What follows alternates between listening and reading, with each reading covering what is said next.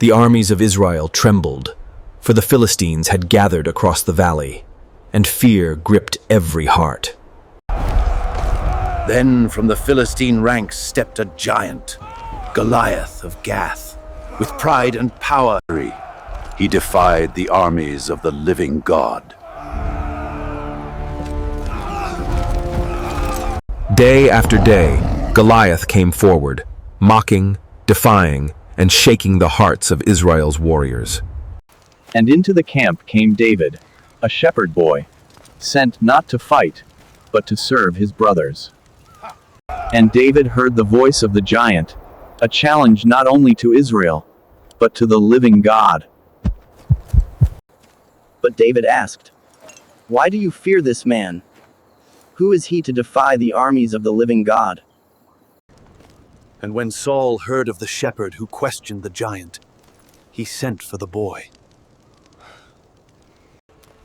David stood before the king, not with fear, but with faith burning in his heart. Saul said, "You are only a boy.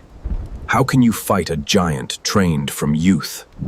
David said, "When a lion or a bear came against my flock, I stood firm. The same strength that helped me then will help me now." Then Saul said to David, "Go, and may you be guided with strength."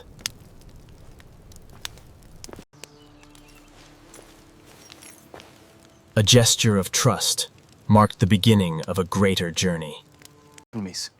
But David said, "I cannot go in these directions." So he laid them aside and chose to go as he was.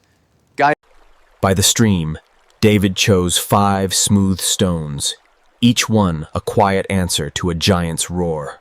And the giant came forth, unyielding, unshaken. His presence stirred the dust and silence of the valley. And from among them, a shepherd stepped forward, small in form, but mighty in faith. And so, the clash began, not between equals, but between fear and faith.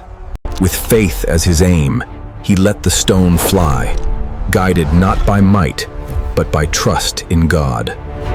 And the giant fell, defeated not by sword or spear, but by the faith of a shepherd's heart. And all who saw it stood in awe.